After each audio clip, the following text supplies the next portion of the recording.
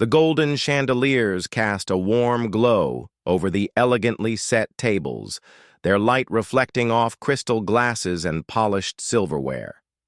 Soft classical music hums in the background, blending with the low murmur of well-dressed patrons engaged in effortless conversation. This was Le Grand Pearl, one of the most exclusive restaurants in New York City, a place where the wealthy dined, the powerful made deals, and the staff remained invisible. Elise Carter moved through the dining room with practiced grace, balancing a tray of wine glasses as she weaved between tables. She had worked here for nearly 2 years, long enough to master the art of polite smiles and quiet efficiency. Her black uniform was crisp, her demeanor professional, but beneath it all she was exhausted.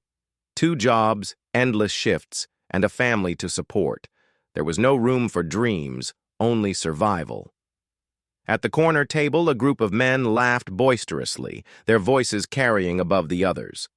At the center of it sat Charles Whitmore III, heir to a fortune built on old money and arrogance.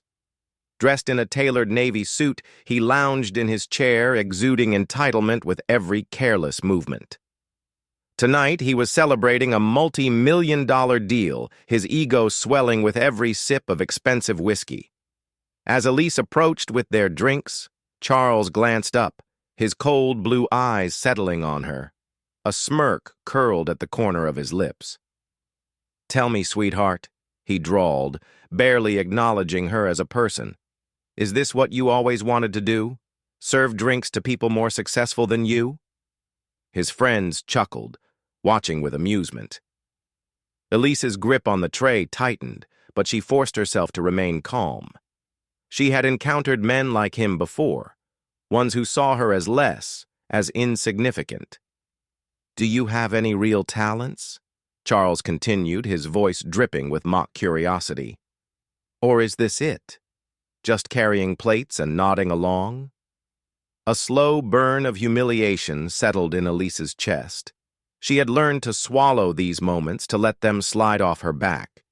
But something about tonight, about him, made it harder than usual. She set the drinks down carefully, keeping her voice steady. "Will there be anything else, sir?" Charles chuckled, exchanging glances with his associates. He wasn't finished with her yet. "What happens next will leave the entire restaurant in shock. If you love stories of resilience and triumph, stay with us till the end." Le Grand Pearl was a place of quiet luxury, where wealth whispered rather than shouted. The dining hall was adorned with gold-trimmed mirrors, velvet drapes, and pristine white tablecloths. Crystal chandeliers hung from the high ceilings, casting a soft, golden glow over the guests as they sipped on vintage wines and indulged in gourmet meals. At the far end of the room, a grand piano sat untouched, a decorative piece rather than an instrument of expression. Elise Carter stood in the midst of it all, her black and white uniform crisp, her posture poised. Yet she felt the weight of an unspoken rule pressing down on her. Staff must be invisible. Their presence was necessary, yet unnoticed. Their voices unimportant, except for polite acknowledgments of the guests' demands. The contrast between her world and that of the diners was stark. Charles Whitmore III sat in effortless luxury, a man who had never known hunger, struggle, or sacrifice. Meanwhile, Elise had fought for every inch of dignity, every paycheck, every opportunity that life begrudgingly offered. Despite the warmth of the chandeliers, a cold loneliness settled in her chest. She wasn't really here, just an extension of the service, another nameless waitress in a sea of wealth. But that was about to change. Charles, a few glasses of whiskey deep, leaned back in his chair, his words slurring slightly, but carrying the same smug arrogance. He surveyed the room like a king observing his subjects, and then his eyes landed on Elise, who was refilling his glass. "People like her," he said with a dismissive wave of his hand, "they don't have real talents, do they? Just menial labor." Isn't that all they're good for? His friends chuckled, and Elise felt the sting of his words. They were used to hearing comments like this from men who thought money and status made them superior. It was a familiar, aching wound, but one she had learned to mask. One of Charles's companions, emboldened by the alcohol, leaned forward and smirked. Bet she can't even play a simple tune on the piano over there. What do you think, Charles? Think she can manage a song, or is she too busy serving? Laughter erupted from the table, the sound high-pitched and cruel. Elise froze. Charles's eyes gleamed with malicious amusement as he turned toward her. Go on, sweetheart. Play us something. A little tune to show us what you've got, he said, his voice dripping with mockery. The room fell unnervingly silent. Every eye was on her, staff and guests alike, sensing the tension in the air. The sharp clink of glassware seemed to echo in the stillness. Elise felt the weight of their stares, the cruel expectation hanging thick around her. Her pulse quickened, her heart racing in her chest. Refusing could cost her more than just this job. It could cost her dignity, her sense of self. But a deeper, louder voice inside her began to rise, a voice that had been silenced for too long, buried beneath the years of struggling to survive. It was the voice of the woman she'd always been, but had forgotten in the hustle to stay afloat. With a deep breath, she turned toward the grand piano in the corner. The keys, like an old friend, seemed to call to her. Her fingers trembled as she took a seat at the bench, the room still holding its breath. The silence was deafening as she placed her hands on the ivory keys. Elise's fingers hovered over the keys for a long moment, the cool ivory pressing against her fingertips. The room held its breath as the tension built, waiting for her to do something. Anything. At first, she played a simple tune, one that she had learned years ago in music class, easy and safe. It was the kind of piece that wouldn't stand out, a piece that wouldn't draw attention, a piece that wouldn't disrupt the status quo. The notes were soft, tentative, almost apologetic, as if the piano itself was unsure of her intentions. The guests at the table exchanged knowing looks, their thinly veiled laughter sneaking through the corners of the room. Charles leaned back, his hand languidly swirling his glass of whiskey. See? Nothing special, he said, his voice filled with smug amusement. The others joined in, chuckling under their breath, confident in their superiority. But Elise was not here to entertain them. Her fingers pressed down harder, a quiet but powerful shift in her body language as she moved from the safe melody into something else. Something deeper. Something her soul longed to express. Without warning, the music changed, flowing seamlessly into a jazz composition, one of her late father's favorites. It was raw, full of life, and yet it was something she hadn't played in years, an echo of her past, a reminder of who she used to be. The air in the room thickened as the music shifted. Her hands no longer hesitated, they danced over the keys, fluid and free. The piano came to life, the notes blending classical precision with the wild, unpredictable emotions of jazz. Each chord told a story, each note a struggle, each pause a painful memory. There was pain in it, of lost dreams, of a mother who had sacrificed everything for her children, of a father who never lived to see her succeed.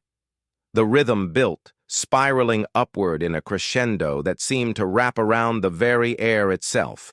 It was no longer background noise. It was her voice, her identity, her pain, and her hope. The piece swelled, echoing the lives of those who had fought, the generations who had struggled just to be seen. The restaurant, which had once been filled with the noise of clinking glasses and murmurs of conversation, grew quiet. Completely quiet. Even Charles stopped laughing. His eyes were wide, no longer filled with mockery, but something else, something unfamiliar to him. The recognition of something real. Elise closed her eyes as she played, letting the music take over. It wasn't just about proving herself, it was about releasing everything she had kept locked inside for so long. The weight of the world seemed to lift with every note, and her fingers moved as if they had always known this song. Her father's voice echoed in her mind, his gentle encouragement as he sat beside her on that old, cracked piano bench in their small apartment. "Play from the heart, Elise," he had told her. "Music is your voice when words fail." The memories flooded in as she played.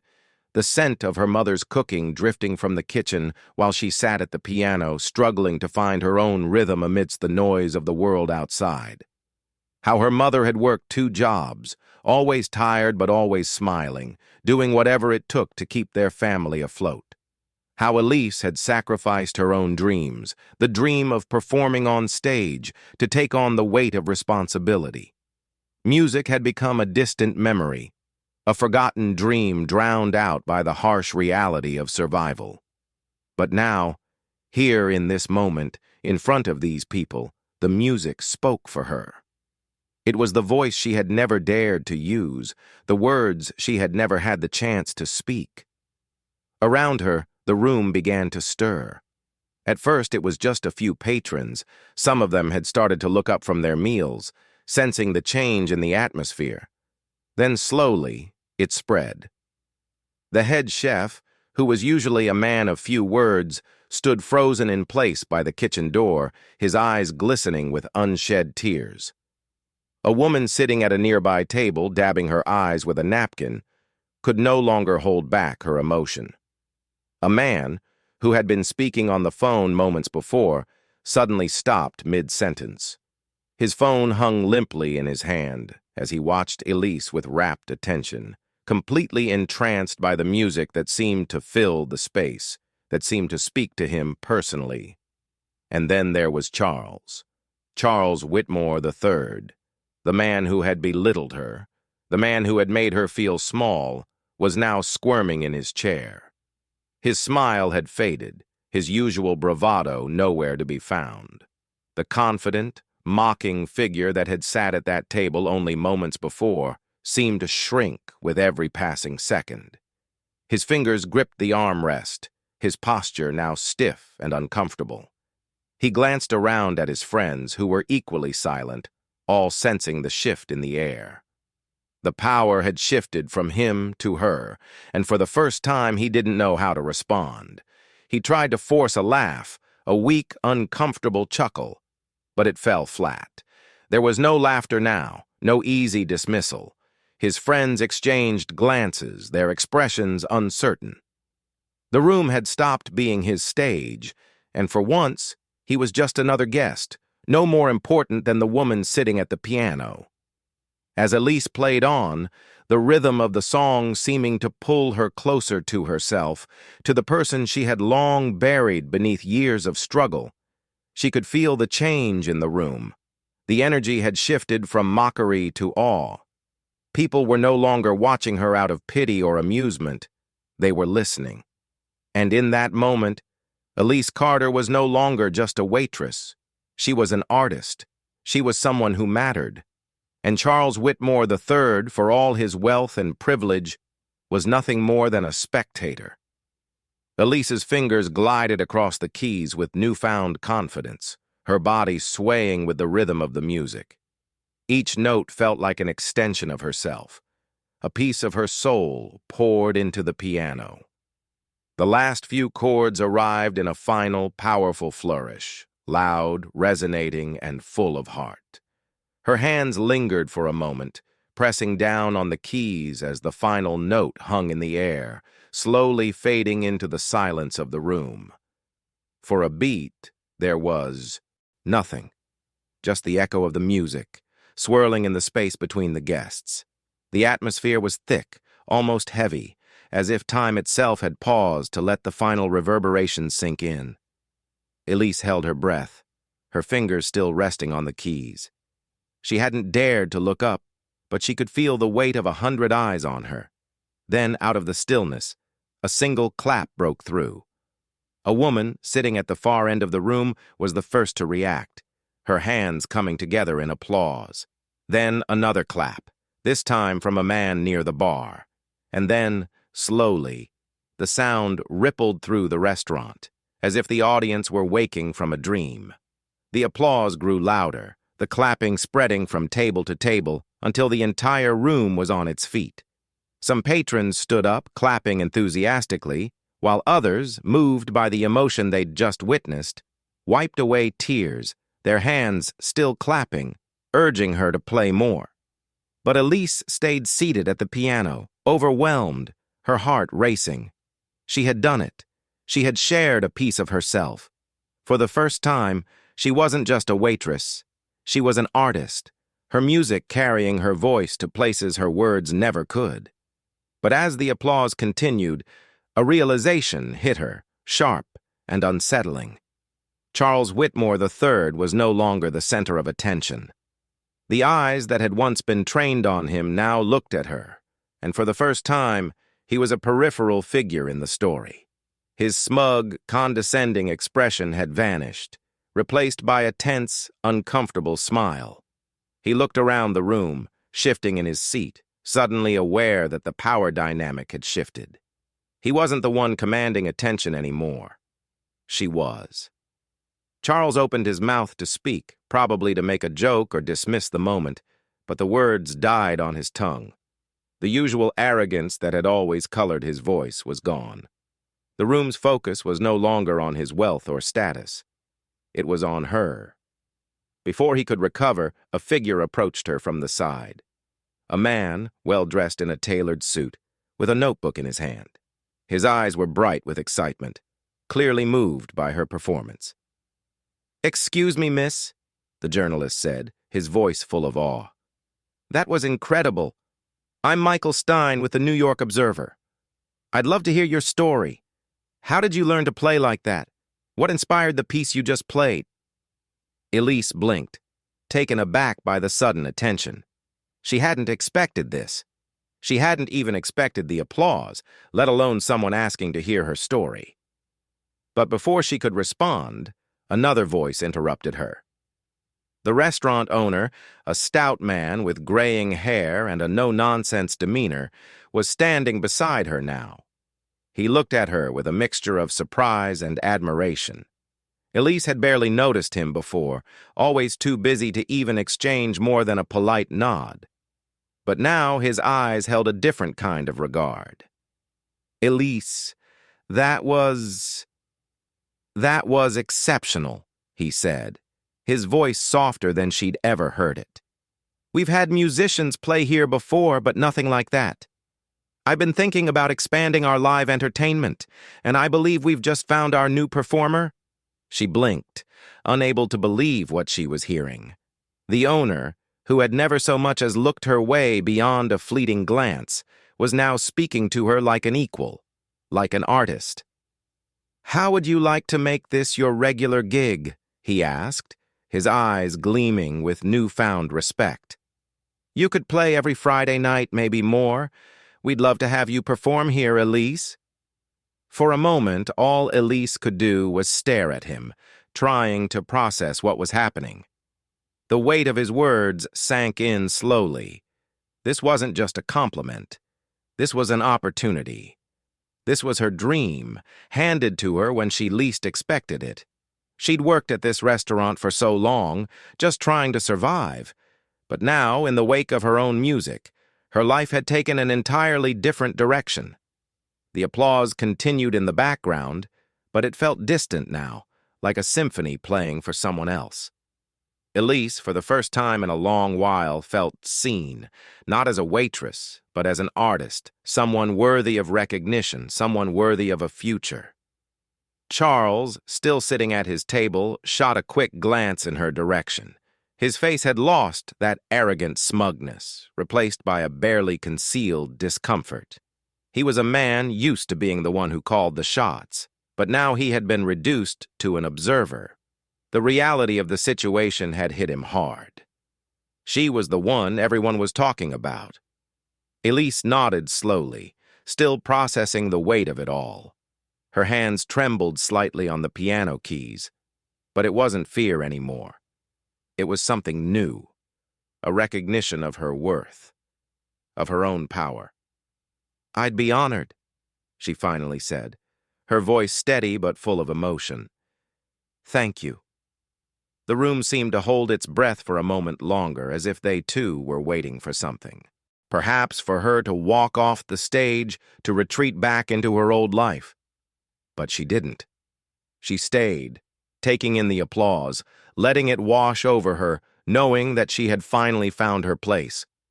And for the first time, Elise Carter felt like she had truly arrived. Charles Whitmore III fumbled for his wallet, his fingers trembling slightly as he hastily paid the bill. His usual confident air was gone, replaced by an awkwardness that seemed out of place for a man who had once been so sure of his power. He glanced at Elise once more, but this time there was no mocking smile, no cruel dismissal. The reality of the moment had hit him hard. His wealth, his status, they hadn't shielded him from humility. Without a word, he stood up, gathering his things in a rushed flurry. His associates followed, some still holding their half-empty glasses, others exchanging confused glances, unsure of how to react. The once boisterous table of businessmen was now silent, the conversation stilted and disconnected.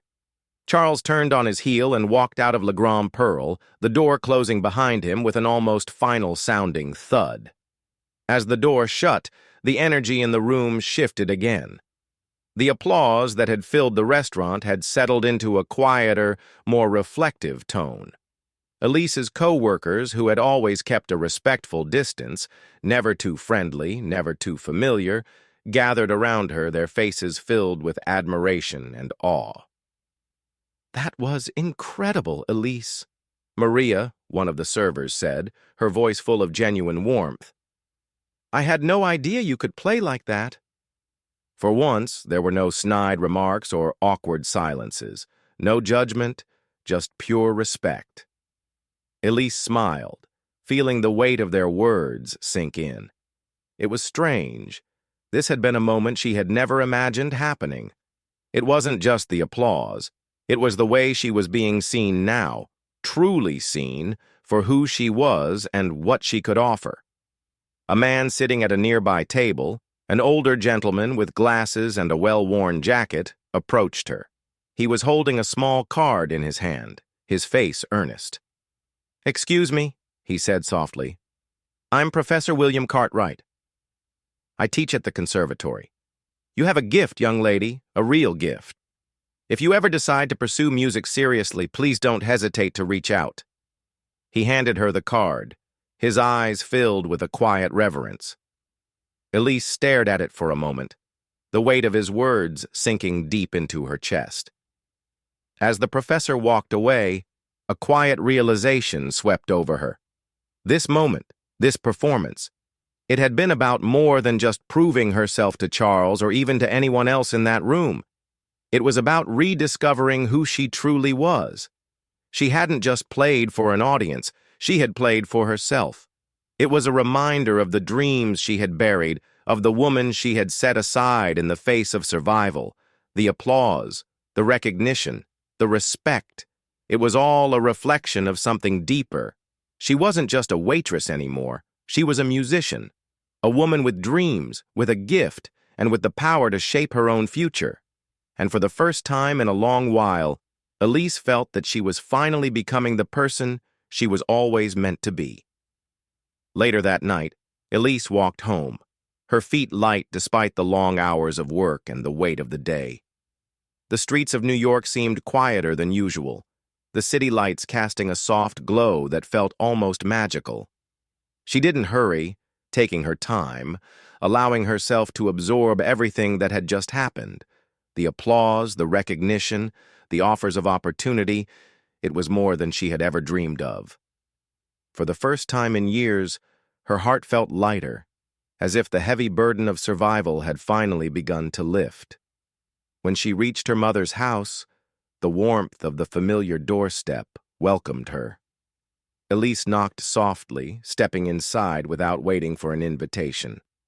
Her mother, sitting on the couch with a cup of tea in her hand, looked up at her with a tired but affectionate smile. "How was work, honey?" her mother asked, though the tiredness in her voice couldn't mask the love that filled it. Elise's heart swelled with emotion as she took a deep breath. "You won't believe what happened," she said, her voice trembling with excitement. She told her mother everything: the piano, the performance, the applause, the offer from the restaurant owner. She told her about the professor, about the recognition she had finally received. Her mother listened quietly, her eyes welling with unshed tears. When Elise finished, her mother smiled softly and wiped her eyes with the back of her hand. "Your father would be so proud," she whispered, her voice thick with emotion. Elise nodded, blinking back tears of her own. She excused herself and went to the small, battered piano in the corner of the room. It had been years since she had played there, but tonight it felt like the right time. She sat down at the old keys, taking a deep breath before her fingers began to move. This time, the music was for herself. It was slow and gentle, a lullaby of sorts, a reminder that she was more than her circumstances, more than what life had made her. She played for the woman she was becoming, for the dreams that were no longer buried. She played for the little girl who had once believed in the power of music to change the world. And as the final note echoed in the quiet room, Elise Carter knew that this was just the beginning. Elise's story is one of quiet, unyielding strength. Throughout the narrative, she faces moments of humiliation, prejudice, and hardship. But despite the oppressive environment and the cruel remarks of those around her, Elise refuses to be defined by others' perceptions. Her strength lies not in outward defiance, but in her unwavering sense of dignity and self-worth. She endures, never letting the world strip her of the value she knows she possesses. When Charles mocks her, she doesn't lash out or retreat. Instead, she channels her inner strength into her music. Elise's resilience lies in her ability to hold on to her identity, even when the world seeks to erase it. Music serves as a transformative force in this story. It's not just a form of entertainment, but a language that transcends barriers of class, race, and prejudice. Elise's piano performance, initially dismissed by Charles and his friends, ultimately becomes the catalyst for her empowerment. The music doesn't just entertain, it touches something deeper in the human soul. It speaks to the universal experience of struggle, pain, and hope, reaching far beyond the confines of wealth and status. Elise's performance becomes a bridge, a way for others to see her as more than just a waitress, more than just the role they've assigned to her. Music reveals her humanity, her depth, and her worth. One of the most powerful elements of the story is the way Charles is forced to confront his own biases and arrogance. For most of his life, his wealth and privilege shielded him from the realities faced by people like Elise. He mocked her without even thinking, but the power of her music shakes him to his core. In this moment, Charles is humbled. The applause Elise receives, the recognition of her talent, is something he cannot ignore, even though it challenges everything he thought he knew about superiority. In the end, he doesn't walk away as the arrogant man he once was. His discomfort in the face of Elise's success serves as a quiet redemption, a reminder that privilege cannot shield a person from the humbling force of truth. Elise's journey is also one of self-discovery.